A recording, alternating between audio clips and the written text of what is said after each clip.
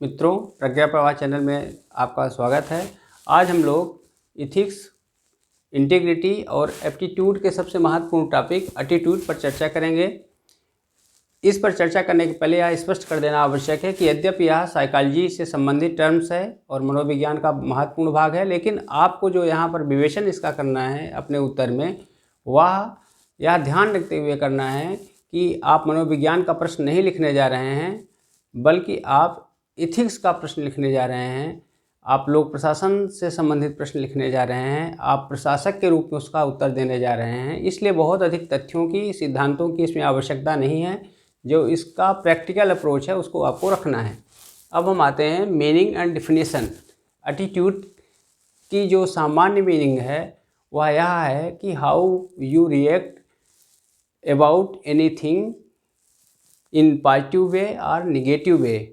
इसी को ध्यान में रखते हुए जेम्स ड्रेवर जो साइकोलॉजिस्ट हैं, उन्होंने कहा है कि it is reaction of any person about anything in positive और निगेटिव वे। फिर शेरिफ जो दूसरे मनोवैज्ञानिक हैं, समाजशास्त्री भी हैं, इन्होंने इसकी और व्यापक परिभाषा देते हुए कहा है कि attitude shows your socialisation. Attitude में आपके पूरे समाजीकरण का प्रदर्शन होता है। इसका अभिप्राय यह है कि जिस प्रकार से आपका समाजीकरण हुआ है, ठीक उसी प्रकार से आपके एटीट्यूड भी होंगे। इसको उदाहरण द्वारा समझ लें कि अगर कोई हिंदू संस्कृति में पला बढ़ा है तो उसकी जो राम कृष्ण जितने भी आराध्य हैं उनके प्रति उसका जो एटीट्यूड होगा वह पॉजिटिव होगा। और अगर कोई इतर संस्कृति में है जो उससे संबंधित नहीं है तो उसका जो उस पर जो एटीट्यूड होगा वह उसके प्रति उदासीन हो सकता है या कट्टरवादी रूप में निगेटिव भी हो सकता है।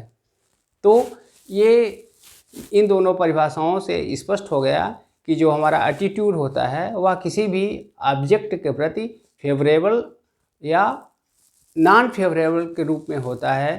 हमारा जो रिस्पॉन्ड होता है वह इस रूप में होता है, अर्थात संक्षेप में अभिवृत्ति हमारे व्यवहार की सकारात्मक या नकारात्मक प्रतिक्रिया है किसी वस्तु के प्रति, किसी विचार के प्रति, किसी व्यक्ति के प्रति।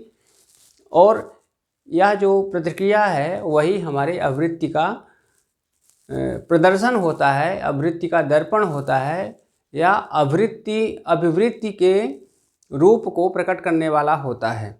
अब हम आते हैं कि इसके जो कंपोनेंट्स हैं वह कंपोनेंट्स क्या हैं, इसके मुख्य तत्व क्या हैं। तो इसके मुख्य तत्व में तीन बातें हैं। एक है अफेक्टिव, जिसको हिंदी में भावात्मक कहते हैं। दूसरा है बिहेवियरल, जिसको व्यवहारात्मक कहते हैं। और तीसरा है कॉग्निटिव, जिसको संज्ञानात्मक कहते हैं। आधुनिक मनोविज्ञान की भाषा में इसके लिए ABC मॉडल का भी प्रयोग किया जाता है। ABC, A, B और C। इस रूप में जो अंग्रेजी की प्रथम वर्णमाला है वह प्रथम वर्णमाला हमें प्रथम वर्णमाला के जो तीन पद हैं वह वस्तुतः अभिवृत्ति के जो कंपोनेंट्स हैं उनको बताते हैं। अब अफेक्टिव जो इसका कंपोनेंट है वह किस रूप में प्रकट होता है। अफेक्टिव कंपोनेंट जो होता है वह भावात्मक होता है। भावात्मक में हमारे जो भाव हैं, जो हमारी संवेदनाएं हैं, वह अधिक भाग में होती हैं, या कहें कि उनका जो पार्ट होता है वह अधिक होता है। जैसे कि भक्ति भाव में जब कोई भक्त डूब जाता है तो उसमें जो उसकी अभिवृत्ति होती है वह अपने आराध्य के प्रति मूलतः भावनात्मक होती है। या कोई प्रेमी अपनी प्रेमिका के प्यार में डूबा हुआ है या प्रेमी प्रेमिका के प्यार में डूबी हुई है तो उसकी जो अभिवृत्ति होती है उसमें भावनात्मकता का तत्व अधिक होता है। राष्ट्रभक्ति, जब हम राष्ट्रभक्ति की बात करते हैं, भारत माता की जय बोलते हैं, तो भारत माता की जय में हमारा जो मुख्य तत्व होता है वह भावनात्मकता का ही होता है। अब उसके पश्चात दूसरा है बिहेवियरल। जो हमारे भाव हैं जब वह हमारे व्यवहार में प्रकट होते हैं तो उस रूप में भी हमारी अभिवृत्ति का जो महत्वपूर्ण संघटक तत्व है वह बाहर आता है। सपोज करिए अभी हमने भक्ति भावना का उदाहरण दिया, तो भक्ति भाव से प्रेरित होकर व्यक्ति जब भजन गाता है, कीर्तन करता है, या कोई चर्च में जा कर के ईसाई धर्म से संबंधित व्यक्ति वहाँ पर आराधना करता है, या इस्लाम धर्म से संबंधित व्यक्ति मस्जिद में नमाज अता करता है, तो उसमें उसके जो क्रियाएं होती हैं वह वस्तुतः उसके व्यवहार के रूप में प्रकट होती हैं। या आप ऐसे देखिए कि आप किसी व्यक्ति को देख करके द्रवित हो जाते हैं, जो भूखा व्यक्ति है, तो भूखे व्यक्ति को जो आप खाना दे रहे हैं वह आपका बिहेवियरल पक्ष है। अभी हम सोनू सूद का उदाहरण दे सकते हैं। कोरोना महामारी के समय में तो उसने सड़कों पर जिस प्रकार से जो कोरोना से ग्रस्त लोग थे, या कोरोना में लॉकडाउन की स्थिति के कारण उनके पास भोजन की, दवाइयों की अनुपलब्धता थी, तो जो जा करके पहुंचाया गया, तो वह उसके उदारवादी आवृत्ति का व्यवहारात्मक पक्ष है।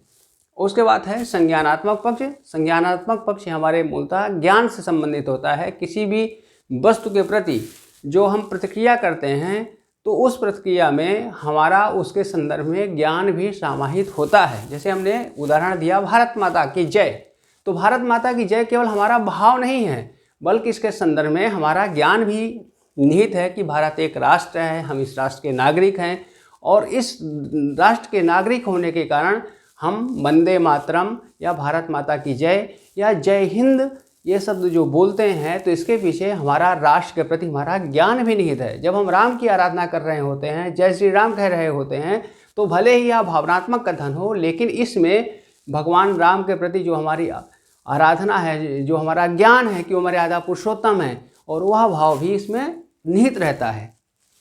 तो इस रूप में वस्तुतः ये जो इसके कंपोनेंट्स हैं, आवृत्ति के भावात्मक, व्यवहारात्मक और संज्ञानात्मक, या अलग अलग होते हुए भी एक दूसरे से अंतर संबंधित हैं, और तीनों में भावात्मक में भी संज्ञानात्मक और व्यवहारात्मक पक्ष रहता है, और व्यवहारात्मक में भी ये दोनों पक्ष संबंधित रहते हैं। आप इसको एक तरह से संगम के उदाहरण से समझ सकते हैं कि जैसे गंगा और यमुना का संगम होता है, और उसमें जो सरस्वती का भी संगम माना जाता है, तो जो तीनों तत्व हैं वह तीनों तत्व एक साथ मिले रहते हैं।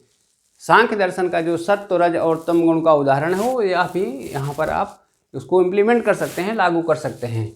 अब यह भी संभव है कि कभी कभी ये होता है कि हमारे पास संज्ञान है, लेकिन वो हमारे व्यवहार में चीज़ें प्रकट नहीं हो रही हैं। जैसे सपोज करिए कि आप अधिकारी के रूप में हैं, कार्यरत हैं, और आप किसी पार्टी विशेष के प्रति बहुत प्यार रखते हैं, उसके प्रति आपकी बहुत सकारात्मक अभिवृत्ति है, किंतु आपके सरकारी पद के प्रति निष्ठा होने के कारण आप उस पार्टी के प्रति जिंदाबाद या इस प्रकार से अपनी जो भाव हैं उसको व्यक्त नहीं कर सकते, वहाँ छिपा कर रख सकते हैं। ठीक इसी प्रकार से इसका दूसरा रूप भी हो सकता है कि आप कोई ऐसी पार्टी है जिसके प्रति आपके मन में नफरत की अभिवृत्ति है, नफरत का भाव है, लेकिन अपनी पदगत बाध्यता के कारण आप उसके संदर्भ में कोई भी निगेटिव टिप्पणी नहीं कर सकते हैं।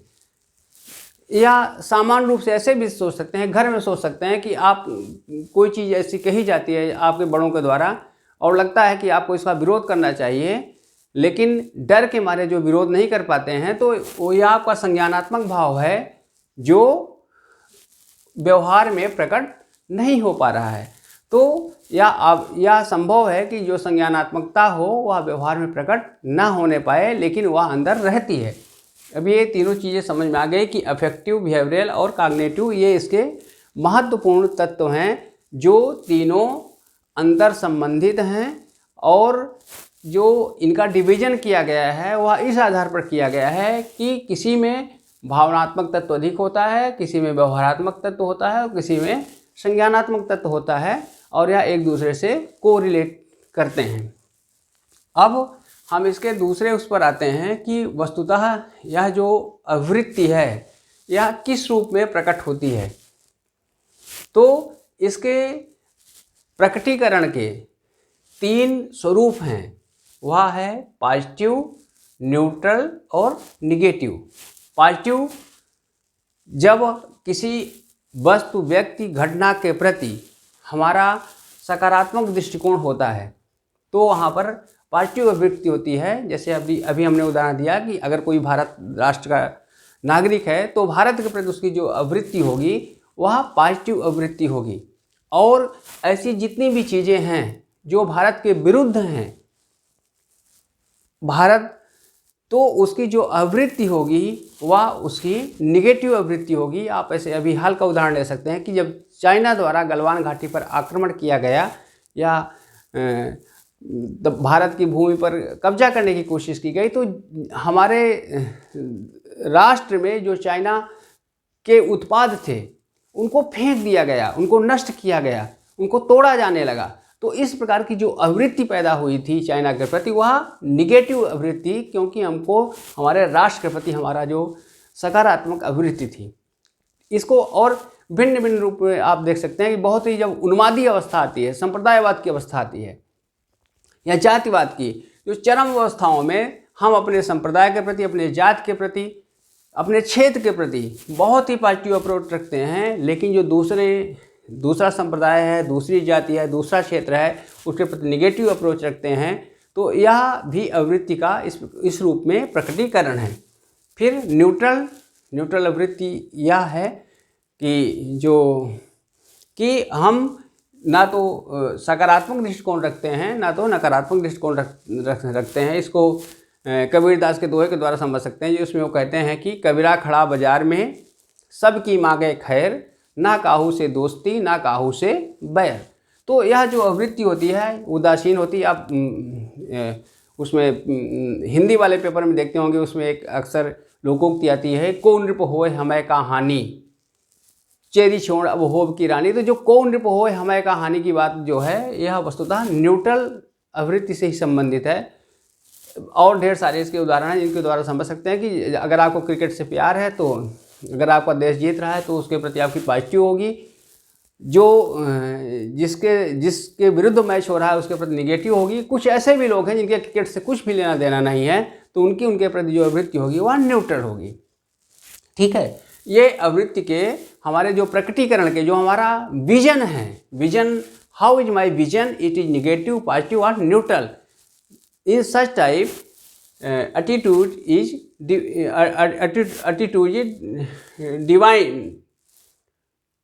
तो अब इसके पश्चात है कि फिर और इसके क्या रूप हो सकते हैं दूसरे रूप में ये है कि जो अभिवृत्ति का स्वरूप क्या क्या हो सकता है, अभिवृत्ति किस टाइप की हो सकती है। तो उस टाइप में मॉरल नैतिक अभिवृत्ति हो सकती है, धार्मिक अभिवृत्ति हो सकती है, राजनीतिक अभिवृत्ति हो सकती है, पर्यावरणीय अभिवृत्ति हो सकती है, मानवतापरक अभिवृत्ति हो सकती है और आर्थिक अभिवृत्ति हो सकती है। यह समझिए कि अभिवृत्ति आपके मन से संबंधित है। तो आपके मन में जितने प्रकार के विचार, घटनाएं, वस्तु, व्यक्ति के प्रति आती हैं, समझिए कि अभिवृत्ति के भी उतने ही प्रकार हैं। ऋग्वेद में बहुत अच्छी बात कही गई है कि मुंडे मुंडे मतिर भिन्ना, अर्थात हर व्यक्ति के मस्तिष्क में भिन्न भिन्न प्रकार की मति होती है। तो हमारा जो मन जिन जिन घटनाओं के प्रति जिन जिन प्रकार की वृत्तियां रखता है, ठीक उतनी ही वृत्तियां या उतनी ही अवृत्तियां होती हैं। इस रूप में हमारी असंख्य अनलिमिटेड एटीट्यूड्स हो सकते हैं, क्योंकि अनलिमिटेड घटनाएं हैं। जो अवृत्ति की परिभाषा हमने ऊपर अभी दी थी कि व्यक्ति, वस्तु, घटना के प्रति हमारा सकारात्मक, नकारात्मक या उदासीन प्रतिक्रिया ही अभिवृत्ति है। तो वस्तुएं अनेक हैं, घटनाएं अनेक हैं, व्यक्ति अनेक हैं। इस रूप में जो हमारी अभिवृत्तियां हैं वह भी अनेकानेक हैं, मल्टी डायमेंशनल हैं, किंतु हम इनको सामान्य रूप में क्लासीफाइड कर सकते हैं, वर्गीकृत कर सकते हैं। तो जो क्लासिफिकेशन है यह इस रूप में है मॉरल। जब हम नैतिक अभिवृत्ति की बात करते हैं तो जैसे गांधी जी हैं, तो गांधी जी की जो अहिंसा के प्रति है वो सकारात्मक अभिवृत्ति होगी। कुछ जो गांधीवादी विचार को नहीं मानते हैं जैसे मार्क्सवादी हैं, तो मार्क्स की अहिंसा के प्रति अभिवृत्ति सकारात्मक न होकर के नकारात्मक होगी। रिलीजियस एटीट्यूड, हिंदू धर्म, इस्लाम धर्म, ईसाई धर्म, जितने भी प्रकार के रिलीजन हैं, सभी जो उस धर्म के अनुयायी हैं, फॉलोवर्स हैं, उनकी अपने धर्मों के प्रति सकारात्मक अभिवृत्ति होगी।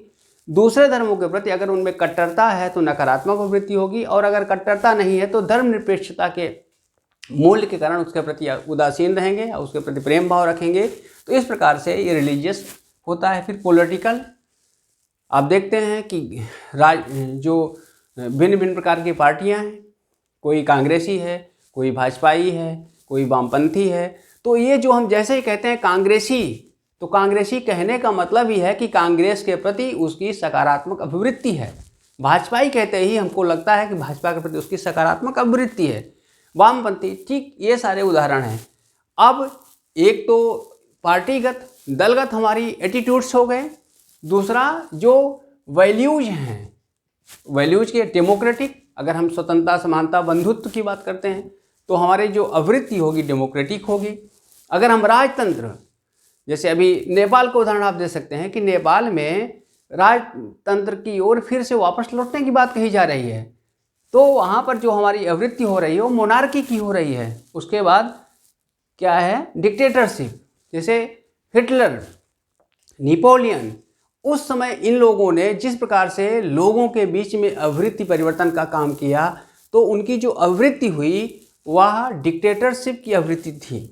तो इस प्रकार से जो पॉजिटिव है पॉलिटिकल साइंस, पॉलिटिकल क्षेत्र में इस प्रकार की अभिवृत्तियाँ हैं। फिर इकोनॉमिकल में कुछ लोग पूंजीवाद का समर्थन करते हैं, जैसे उदारवादी हैं। आप राजनीति शास्त्र में, समाजशास्त्र में, फिलॉसफी में पढ़ेंगे।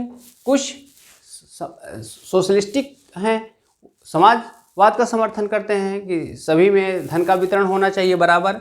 और कुछ मिक्स्ड, जैसे भारतीय अर्थव्यवस्था है, समाजवादी और पूंजीवादी दोनों को मिक्स्ड करके चल रही है। तो इस प्रकार से यहाँ जो अभिवृत्ति हो रही है, इस प्रकार से मिक्स्ड अभिवृत्ति है। फिर एक है ह्यूमनिस्टिक अभिवृत्ति, ये सबसे ज़्यादा प्रासंगिक है, मानवतावादी अभिवृत्ति, जिसमें माना जाता है कि हम सबसे पहले मानव हैं और मानव होने के नाते जो हमारी मानवीय गरिमा है, जो हमारी मानवीय प्रतिष्ठा है, वह हमेशा बनी रहनी चाहिए। इसी को मैथिली शरण गुप्त की कविता में मिलता है कि यही पशु प्रवृत्ति है कि आप ही चरे, मनुष्य है वही जो मनुष्य के लिए मरे। तो यह जो हमारी अभिवृत्ति है मानव की गरिमा, मानव की प्रतिष्ठा के रूप में, तो ह्यूमनिस्टिक एटीट्यूड है। और यह कहा जाता है कि हम सबसे पहले ह्यूमन बीइंग बने।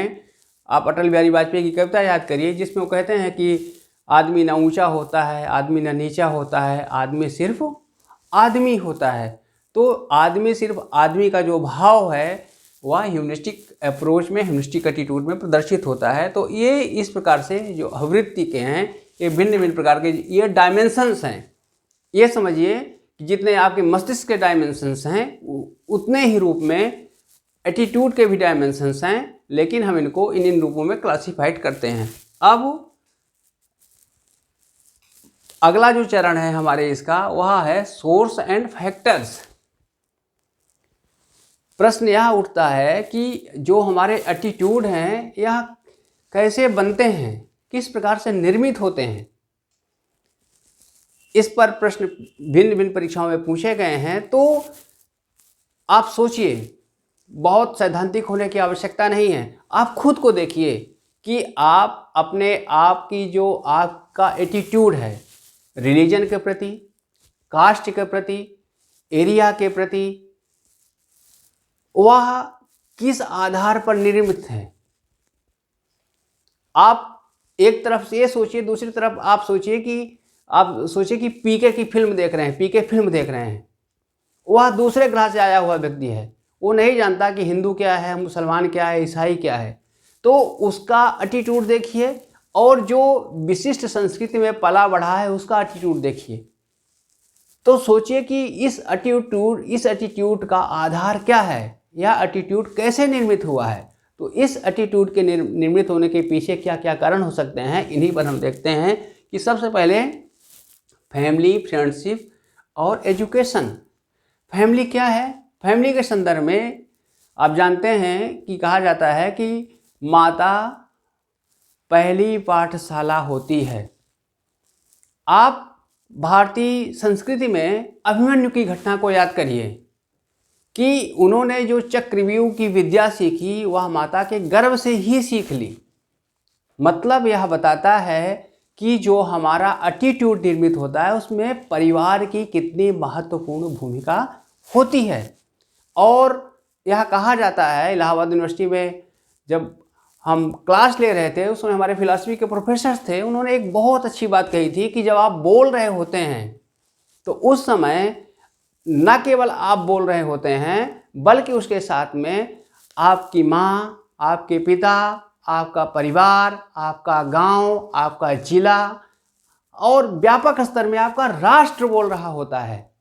तो इस रूप में यह जो एटीट्यूड है, attitude is the source of our family members, district and in broad areas the whole nation. तो इससे हमारा निर्मित होता है। आप देखिए कि अक्सर जो इस प्रकार की घटनाएं, जैसे हम महात्मा गांधी को उदाहरण ले सकते हैं। महात्मा गांधी ने जो त्याग और तपस्या सीखी उसमें उनकी माँ का बहुत बड़ा योगदान है। शिवाजी एक छोटे से क्षेत्र के व्यक्ति जो इतने महान बने, उसमें उनके गुरु समर्थ गुरु रामदास और माता जीजाबाई जिन्होंने उनके अंदर सम्मान भरा।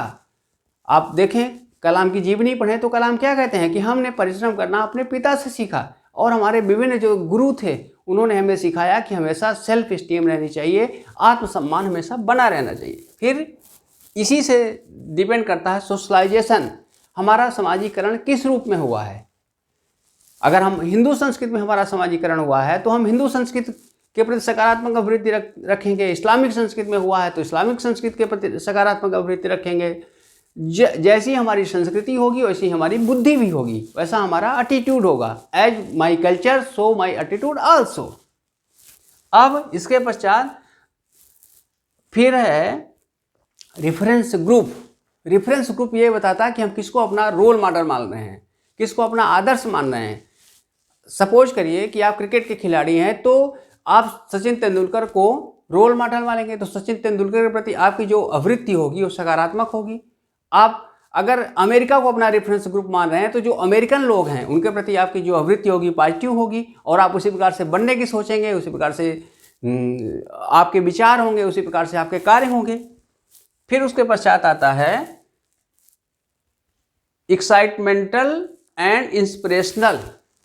मतलब कभी कभी इस प्रकार से होता है कि कोई चीज़ आपको इतनी ज़्यादा प्रेरित कर देती है, इतनी ज़्यादा उत्तेजित कर देती हैं कि आपकी पूरी की पूरी आवृत्ति बदल जाती है। आप महात्मा गांधी का उदाहरण याद करिए। महात्मा गांधी ने जब उन्हें दक्षिण अफ्रीका में ट्रेन से ज़बरदस्ती फेंक दिया गया, उनकी पिटाई की गई, तो उस घटना ने उनके मन में अंग्रेज़ों के प्रति और जो रंग भेद था इसके प्रति एक गहरा असंतोष प्रकट किया और उन्होंने संकल्प कर लिया कि मुझे इस जितने भी रंग भेदी चीज़ें हैं इनको हमको हटाना है, इनको हमको मिटाना है। और फिर आप देखें कि उसी के आगे जो जिन्हें दक्षिण अफ्रीका का गांधी कहा जाता है, नेल्सन मंडेला, उनके अंदर भी वो आवृत्ति उत्पन्न हुई और उन्होंने उन चीज़ों को वहाँ पर बदलने की कोशिश की। फिर इंस्पिरेशनल, फिर से हम महात्मा गांधी को उदाहरण ले सकते हैं जिसमें उन्होंने सत्य हरिश्चंद्र का नाटक देखा, उसके श्रवण कुमार नाटक देखा, तो इनके द्वारा उन्हें श्रवण कुमार नाटक के द्वारा उनके मन में यह भाव आया कि हमें हमेशा अपने माता पिता का सम्मान करना है। सत्य हरिश्चंद्र के द्वारा उन्होंने प्रतिज्ञा कर ली कि मुझे आजीवन सत्य का किसी भी परिस्थिति में चाहे जितना से जितना बड़ा संकट आए उसका पालन करना है। और फिर उनकी जो आवृत्ति हो गई वह सत्याग्रह परक हो गई। अब उसके बाद फिर हेरिडिटी, यह भी कहा जाता है कि अनुवांशिक कारणों से भी आवृत्ति का निर्माण होता है। लम्ब्रोसो नामक समाजशास्त्री हैं, मनोवैज्ञानिक हैं, उन्होंने कहा अपराधी जन्मजात होते हैं, अर्थात कुछ ऐसी वृत्तियां होती हैं जो पहले से होती है। एक आप देखें कि एक ही, अभी इन सारी चीज़ों की बात की कही गई, एक ही परिवार में पले बड़े दो लोग होते हैं, एक जो है बहुत अच्छा होता है और दूसरा अपराधी हो जाता है, या एक साहित्यकार हो जाता है दूसरा सैनिक हो जाता है। तो ये जो इस प्रकार से चेंजेज आए हैं उस चेंजेज के पीछे वस्तुतः कुछ जन्मजात कारण भी माने जाते हैं। फिर उसके पश्चात है रिवार्ड एंड पनिशमेंट। आप देखें कि विद्यालय में जब किसी चीज़ के लिए पुरस्कृत किया जाता है तो जिस बात के लिए पुरस्कार मिलता है वह उसकी आवृत्ति को सकारात्मक रूप में ले जाता है और जिसके कारण दंड मिलता है उसको नकारात्मक रूप में ले जाता है। हम लोग खुद जो एग्जामिनेशन की कॉम्पिटिटिव एग्जाम की तैयारी कर रहे हैं जिसके पीछे एक चार्म है, एक रिवार्ड का भाव है कि अफसर बनेंगे। तो जो यह अफसर के प्रति हमारा जो सकारात्मक भाव है, इंस्पिरेशन है, यह रिवार्ड का ही है या रेफरेंस ग्रुप का ही है। उसके पश्चात फिर है इन्फॉर्मेशन इन्वायरमेंट। इन्फॉर्मेशन इन्वायरमेंट भी इस बात को हमारी आवृत्तियों को चेंज करता है। जैसे इस समय देखिए कि सोशल मीडिया है, सोशल मीडिया के कारण आपके पास जो सूचनाएं प्रेषित की जाती हैं ठीक उसी प्रकार के आपकी आवृत्ति बनती है। जिसको जो चीज़ें जिस रूप में आपके सामने प्रस्तुत की जाती हैं उसी प्रकार की आप आवृत्ति बना लेते हैं। किसी के प्रति आप नफरत रखने लगते हैं, किसी के प्रति आप प्यार रखने लगते हैं, किसी पार्टी के प्रति आपकी भयंकर श्रद्धा होती है, किसी पार्टी के प्रति आपके मन में नफरत होती है। तो इस प्रकार से ये जो सोर्स एंड फैक्टर्स हैं आवृत्ति के। अब हम अगले इस पर आते हैं कि फंक्शंस क्या हैं इसके। तो फंक्शंस में सबसे पहले आवृत्ति का काम क्या होता है। अब हमारा एक मस्तिष्क है, राह होता है और आवृत्ति, ये समझिए कि जिस प्रकार से एक कच्ची मिट्टी होती है, आवृत्तियाँ क्या करती हैं उसको घड़े के रूप में बदलती हैं। तो प्रोवाइडिंग नॉलेज, आज हम जो कुछ भी हैं वह अपनी आवृत्तियों के समूह के रूप में है, आवृत्तियों के पुंज हैं। जो हमारा ज्ञान का निर्माण होता है उसके पीछे हमारी आवृत्तियों की महत्वपूर्ण भूमिका होती है। उसके बाद एडाप्टेशन, यह हमें सिखाती हैं कि किस प्रकार से हमको अनुकूलन करना है अपने परिवार के साथ, अपने राष्ट्र के साथ। आप अधिकारी बनेंगे तो ऊपर जो अधीनस्थ लोग हैं, जो आपके अधीनस्थ हैं, जो आपके उच्चस्थ हैं, तो किस प्रकार से आप उनके साथ व्यवहार करेंगे यह भी हमारी आवृत्तियों से निर्धारित होता है। उसके पश्चात है परस्यूइंग एंड गोल्स। तो परस्यूइंग द गोल्स, लक्ष्य की प्राप्ति में आवृत्ति की बहुत महत्वपूर्ण भूमिका होती है। अगर हमारे अंदर, जैसे अभी हमने प्रशासनिक सेवा का उदाहरण दिया, हमारे अंदर यह भाव आ गया कि नहीं हमें लक्ष्य को प्राप्त करना है, तो फिर हम लगातार सकारात्मक रूप से काम करते रहेंगे। सचिन तेंदुलकर का आप उदाहरण दीजिए कि किस प्रकार से सतत अभ्यास के द्वारा वह क्रिकेट के भगवान के रूप में स्थापित हो गए। ठीक उन्हीं के साथ में काम्बली थे, उन्होंने उतना अभ्यास नहीं किया तो उस गोल को प्राप्त नहीं कर पाए। तो जो हमारी जैसी आवृत्ति होती है राष्ट्र के प्रति सोचिए कि उस समय जो भारतीय जनता थी, जब पराधीनता की स्थिति थी, तो हमारी राष्ट्र प्रेम की आवृत्ति जगी और उस राष्ट्र प्रेम की आवृत्ति ने राष्ट्र को आज़ादी दिलाई। तो परस्यूइंग द गोल, हमारे लक्ष्य की प्राप्ति में हमारी आवृत्ति का बहुत बड़ा योगदान होता है। उसके बाद सेल्फ स्टीम, सबसे बड़ी चीज़ क्या होती है, आत्मसम्मान। आत्मसम्मान की जो भावना होती है, जिसमें ये कहा जाता है कि सर कटा सकते हैं लेकिन सर झुका सकते नहीं, हम अपनी आज़ादी को हरगिज़ मिटा सकते नहीं। तो जो सर कटा सकते हैं, सर झुका नहीं सकते का जो भाव है, यह भाव कहीं और से नहीं आया हुआ है, यह हमारे एटीट्यूड के रूप में ही प्रकटित होता है। कुछ जूलियस सीजर नाटक है जिसमें वो कहता है, Caesar coward die many time before their death. जो कायर होते हैं अपने मृत्यु के पूर्व कई बार मरते हैं, लेकिन जो वीर होते हैं वह एक बार ही टेस्ट लेते हैं। तो यह जो आत्मसम्मान का भाव है, या भगवान कृष्ण जो अर्जुन की आवृत्ति को चेंज करते हैं, कहते हैं हतो वा प्राप्य स्वर्गम जित्वा वा भोक्ष्ये महीम। या तुम मारे गए तो तुम्हें स्वर्ग की प्राप्ति होगी और अगर जीतोगे तुम्हें पृथ्वी का साम्राज्य तुम्हें मिलेगा। या जब हम कहते हैं वीर भोग्या वसुंधरा, तो इसमें जो आत्मसम्मान का भाव है यह वस्तुतः हमारी आवृत्ति से ही निर्मित होता है। तो इस प्रकार से ये इसके सकारात्मक हैं, लेकिन क्या केवल सकारात्मक पक्ष भी ही होते हैं, आवृत्ति के नकारात्मक पक्ष भी होते हैं। आप सोचिए कि जितने भी युद्ध हुए, जितनी भी नफरत है, वो सारी नफरत का कारण क्या है, हमारा एटीट्यूड ही है। सांप्रदायिक दंगे, आप भारत विभाजन को देखिए, भारत विभाजन के पीछे क्या कारण था, जिन्ना की द्विराष्ट्र की नीति, जिसमें उन्होंने कहा इस्लाम और हिंदू दोनों साथ नहीं रह सकते। यह जो विखंडनवादी आवृत्ति थी, इसने कितना बड़ा नुकसान किया। और आज भी अगर देखें तो जो सबसे ज़्यादा रक्तपात हो रहा है वह प्रजातिवाद के कारण हिटलर ने लाखों लोगों की हत्या कर दी, क्योंकि उसकी आवृत्ति जो थी वो प्रजातिवादी आवृत्ति थी, रेसिस्ट एटीट्यूड था उसका। उसको लगता था कि जो नाजी प्रजाति है यही सर्वश्रेष्ठ प्रजाति, इसके अलावा जितनी भी प्रजाति है सबका कत्लेआम कर दो। या जो जातीय आधार पर अस्पृश्यता अभी भी जो बनी हुई है, या जाति के आधार पर दंगे होते हैं, ऑनर किलिंग होती है, तो इन सब के पीछे जो है यह वस्तुतः हमारा जो निगेटिव प्रेजुड्यूस है यह है, कास्टिज्म है, कम्युनलिज्म है। और उसके बाद पितृसत्तात्मक जो व्यवस्था है, जिसके कारण अभी भी जो महिलाएं हैं वह सशक्तिकरण की दौर से काफ़ी पीछे हैं।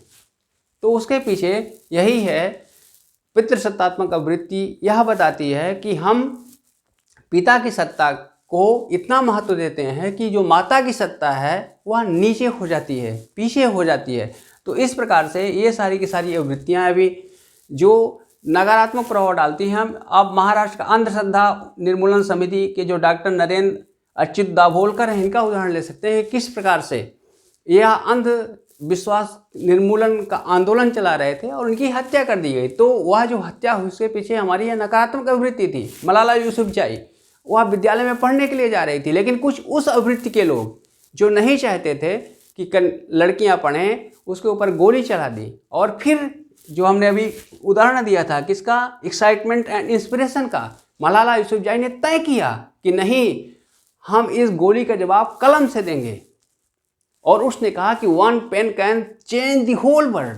तो यह जो एटीट्यूड है, यह एटीट्यूड वस्तुतः आवृत्ति से ही आया है। मित्रों, हमने आवृत्ति के भिन्न भिन्न रूपों पर चर्चा की। अब इसके पश्चात आवृत्ति संबंधी जो प्रश्न आते हैं अगले वीडियो पे उस पर हम डिस्कस करेंगे।